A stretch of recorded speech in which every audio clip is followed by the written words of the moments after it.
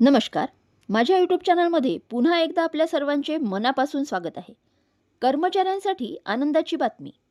जुलै ते ऑक्टोबरचा महागाई भत्ता थकबाकी मार्चच्या पगारात मिळणार.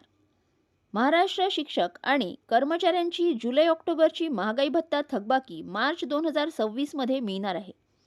शालार्थ प्रणालीत बदल करण्याचे आदेश.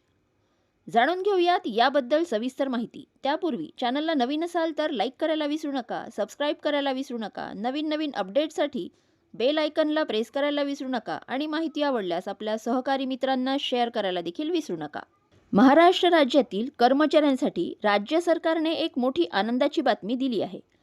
शिक्षण संचालनालयाने माध्यमिक व उच्च माध्यमिक प्रसिद्ध केलेल्या अधिकृत पत्रकानुसार शिक्षक आणि इतर कर्मचाऱ्यांच्या प्रलंबित महागाई भत्त्याची थकबाकी मार्च 2026च्या वेतनासोबत रोखीने अदा करण्याचे आदेश दिले आहेत. थकबाकीचा मोठा टप्पा मार्चमध्ये पूर्ण होणार आहे. शासनाने घेतलेल्या निर्णयानुसार 1 जुलै 2025 पासून महागाई भत्त्याच्या दरात सुधारणा करण्यात आली होती.